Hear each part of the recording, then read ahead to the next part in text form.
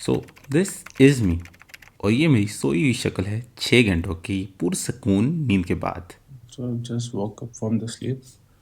अभी उठा हूँ और अब कुछ चीज़ें करनी है मॉर्निंग पे। 6:30 बजे हैं। अभी उठ के बाहर आया था और मोबाइल फ़ोन लिया था और उसका अलार्म बंद किया था।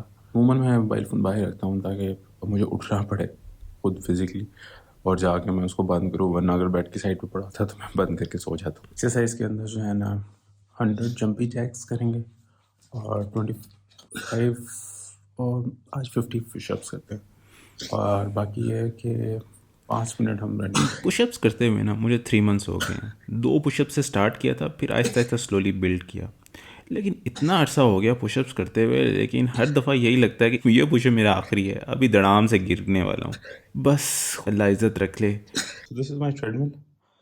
लाइफस्टाइल की ली थी कोई 4 सालों पहले और इसका मॉडल मुझे याद नहीं, लेकिन जो है इसको यूज़ मैंने कुछ अर्सा पहले ही करना शुरू किया था, तो तकरीबन 8 मंथ से रेगुलर यूज़ कर रहा हूँ। 9 मिनट टोटल था टाइम और 1.01 किलोमीटर मैंने किया। 71 किलो कैलोरीज जो है ना वो मेरी लॉस हुई हैं। एवरेज स्पीड 6.7 था। यूजली मेरी रूटीन है कि मैं 6:30 बजे सो के उठता हूँ, तो इतना टाइम नहीं होता कि दूसरा सेट भी लगाऊँ। दूसरा सेट हमेशा बहुत मुश्किल होता है। कभी कभी मेरा दिल ना कर रहा हो तो फिर मैं दूसरा सेट नहीं लगाता, लेकिन आज लगाना था। मॉर्निंग के अंदर मेरा दिल कर रहा होता है कि कुछ ना कुछ पढ़ाई भी साथ हो जाए, तो मज़ा ही आ जाए। क्योंकि मॉर्निंग के अंदर अगर आप मुश्किल काम, एक्सरसाइज और पढ़ाई जैसा काम कर लें, तो इसका मतलब है आपने बड़ा प्रोडक्टिव दिन गुजारा है ना। मैं कोशिश करता हूँ कि फ़्लैश कार्ड्स कर लूँ, और ये मेरी थोड़ी सी पढ़ाई भी हो जाती है मॉर्निंग के अंदर। सो अब उनकी जो है ना वो ख़त्म हो गई है और अब चेंज करते हैं और ब्रेकफास्ट की तरफ चलते हैं। पहले ब्रेकफास्ट इतना नहीं लेता होता था, लेकिन फिर ये हुआ कि ओटी लॉन्ग था और बहुत लॉन्ग स्टैंडिंग होती थी और फिर सारा दिन जो है ना बंदा भूखा ही रहता था, तो फिर मैंने सोचा कि ब्रेकफास्ट ज़रूर किया करना है। तो किसी बड़े बुजुर्ग ने कहा हुआ है कि जो है आपने ज़बरदस्त नाश्ता करें ताकि जो है ना आप ज़बरदस्त दिन गुजार सकें।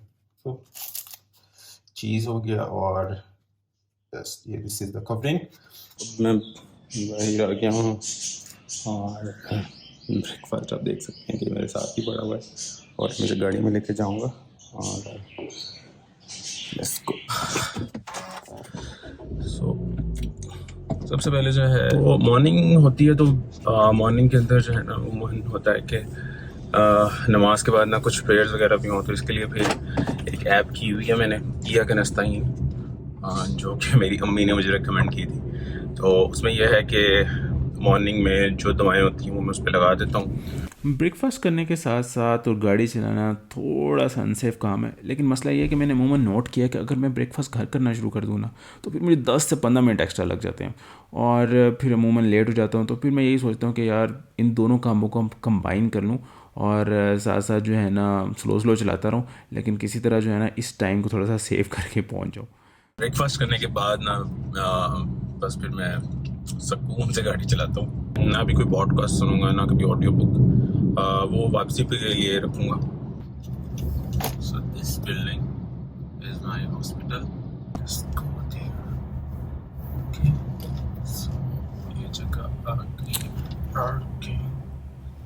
सो अब हॉस्पिटल आ गया है और चलते हैं हॉस्पिटल में। तो 2 बजे तकरीबन हमारा ऑफ टाइम होता है, तो अब मैं हॉस्पिटल से बाहर आ रहा हूँ और स्लोली स्लोली अपनी गाड़ी की तरफ, ताकि जो है ना घर जा सकूँ। और आज का दिन अच्छा था। आज के जो केसेस थे उनके अंदर एक जो था वो था फ्रंटल लोब का मेनिंजियोमा। दूसरा जो केस था वो था एन्यूरिज्म था मिडल सेरिब्रल आर्टरी का। तीसरा जो पेशेंट था रिकरेंट टेम्पोरल एसवल थी उसकी राइट साइड की, और उसका ऑपरेट हुआ था। आज उसका सेकंड पोस्ट ऑफ डे था।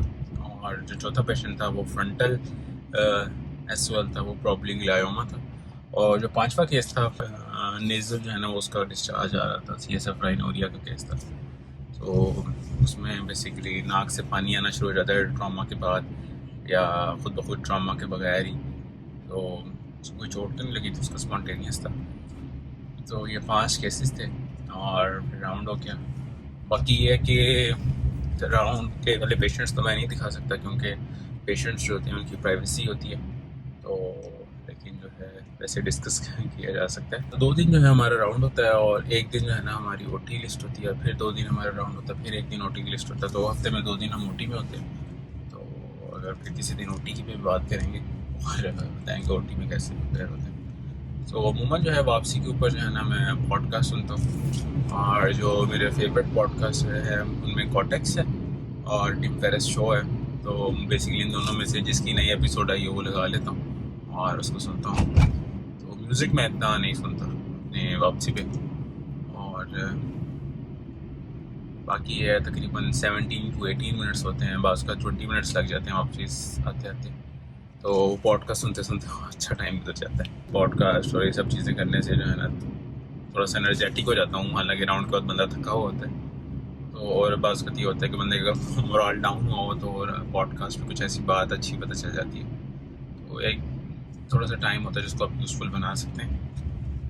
पता नहीं ऑडियो कैसी आ रही है, क्योंकि इसमें मैंने माइक तो नहीं लगाया हुआ, तो फ़ोन की ऑडियो है। देखते हैं कि फाइनल बनता है तो कैसी ऑडियो आती है। Okay, now I am almost home. तो दिस इज़ मी, और अब साइनिंग ऑफ का टाइम हो गया। तो अपना बहुत सारा ख्याल रखिएगा, मुझे दुआओं में याद रखिएगा। अंटिल नेक्स्ट टाइम, अल्लाह हाफिज़।